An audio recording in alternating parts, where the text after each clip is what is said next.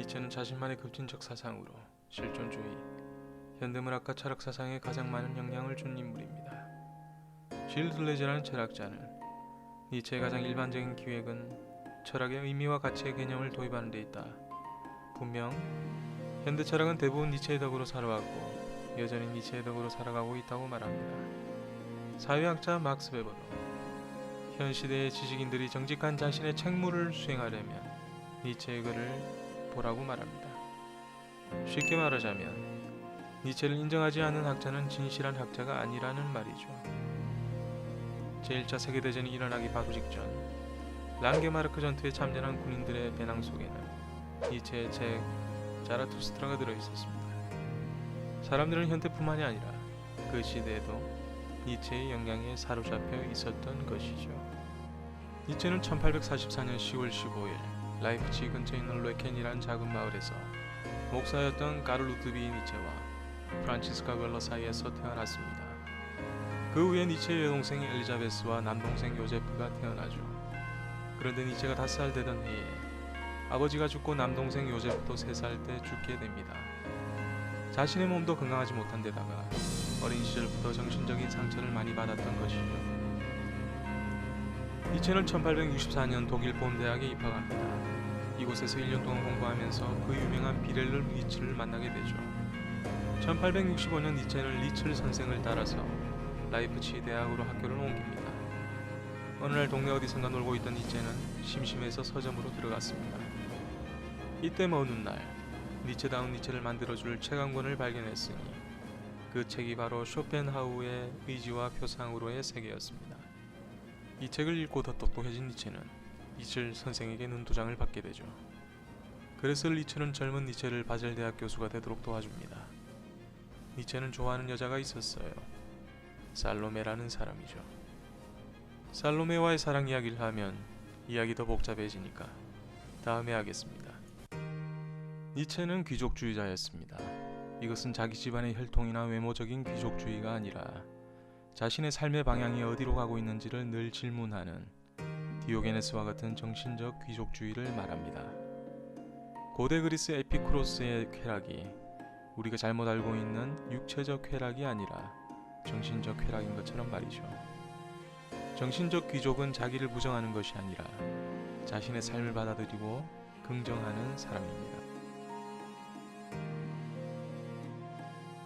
르상티막이라는 말은 시기, 질투, 원한이라는 뜻입니다. 르상티망은 불공평한 세상에 대한 패배주의적인 분노라고도 하고 아무리 노력해도 벅찬 삶의 허무함을 견디지 못해 억압적인 감정이 지속적으로 생긴다는 의미와도 같습니다. 불공평이라는 말이 나오니까 빌 게이츠가 했던 말이 생각나는군요. 인생이란 결코 공평하지 않다. 우리는 이 사실에 익숙해야 한다. 어쨌든 르상티막이라는 말을 처음으로 철학에 적용한 사람은 니체였습니다. 이것은 약자가 현실적으로 강자를 이길 수 없기에 상상으로라도 복수하려는 감정으로 해석할 수 있습니다. 패배자의 시기심 정도로 알면 괜찮을 것 같습니다. 그러나 문제는 사람들이 이런 감정을 감추기 위해 자신보다 강자를 무작정 나쁘게 보고 그보다 약자인 자신을 착하다고 생각한다는 것이죠. 그리고 강자에게 복종하는 이유는 자신이 공손하기 때문이라고 합리화하는 겁니다. 니체는 사람들을 이렇게 만드는 요인의 가장 중심축에 있는 것을 종교, 특히 기독교라고 보았습니다. 가난한 자는 행복하다고 가르치는 기독교의 가르침 속에 삶의 가치가 뒤바뀌어 있는 것을 발견한 것이죠. 니체는 르상티망이라는 원한 감정을 근본으로 가지고 있는 도덕을 노예 도덕이라고 부르며 비난했던 것입니다.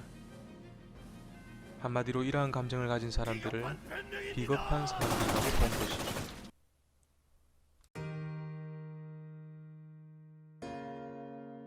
니체는 단순히 종교를 무작정 비난하고자 자신의 사상을 펼치지 않았습니다. 신이 죽었다라는 명제 하나만을 가지고 니체를 비판한다면 그 사람은 니체의 책을 한 번도 보지 않은 사람일 것입니다. 진정 신이 존재한다면 니체는 실제 않은 신의 죽음을 이야기했던 것이 아니라 사람들이 만들어낸 신, 즉 자신들의 종교 권력과 보신주의를 더 강하게 유지하기 위한 신이 죽었다고 말했던 것입니다. 니체는 자신의 삶을 살아내기 위해 반드시 필요했던 주인의식을 신에게만 의지하게 하는, 그리고 이것이 무작정 신의 뜻이라고 말하는 종교가 계속 걸렸던 것이죠.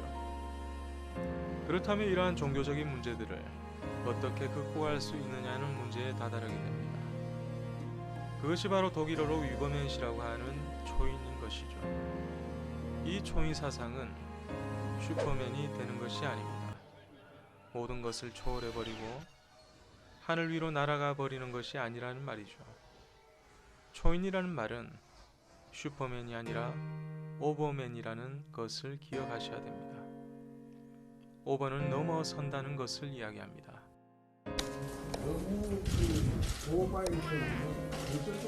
오버 액션을 한다는 말이 아니고요.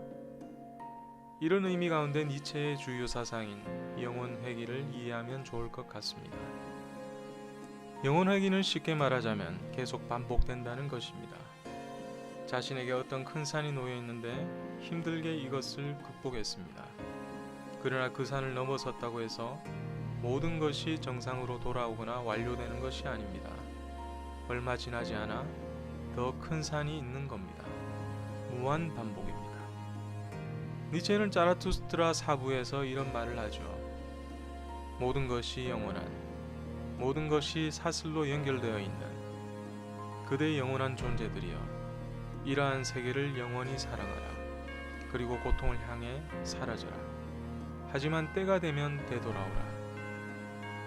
이런 의미에서 고통을 고통으로 극복하라는 니체의 말을 깊이 생각해 볼 가치가 있습니다. 오버맨은 자신의 삶을 받아들이고 계속 넘어가는 사람입니다. 같은 것이 거듭되는 영혼 회귀를 뛰어넘기 위해서는 운명으로부터 도망치지 않고 과감하게 그것을 받아들이는 초인이 되는 것입니다. 그러나 이런 초인이 되는 것은 결코 쉽지 않습니다. 그래서 초인인 것이죠.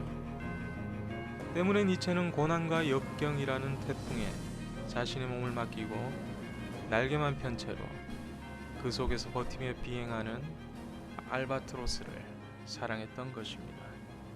니체가 살아생전 가장 원했던 것은 신에 대한 사랑이 아니라 인간에 대한 사랑이었습니다. 그리고 자신에게 주어진 운명을 사랑하는 것이었죠. 니체는 사회를 타락시킨다는 비방과 음모에 시달렸으며 학계로부터 철저히 무시당했습니다. 또한 도덕주의자들과 종교를 가진 사람들에게 혹독한 비판을 받았습니다. 그러나 그는 현재 19세기 최고의 철학자, 어쩌면 모든 철학자의 으뜸으로도 평가되고 있습니다. 니체의 사상을 통해 우리가 알아야 할 것이 무엇이 있을까요?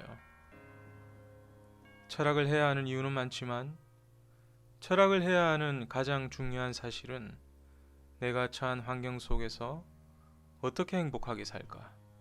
어떻게 인간답게 살까라는 물음표를 가질 수 있게 된다는 것입니다. 즉 자신에게 삶에 대한 질문을 계속하도록 만드는 것이 철학입니다. 누군가 그랬죠. 내가 왜 살아야 하는가라는 질문을 멈춘다면 그때 낭만은 사라진다고요. 매 순간 정답을 찾을 순 없지만 그래도 김사부는 항상 그렇게 말했다. 우리가 왜 사는지, 무엇 때문에 사는지에 대한 질문을 포기하지 마라. 그 질문을 포기하는 순간 우리의 낭만도 끝이 나는 거다. 알았냐? 라고 말이다.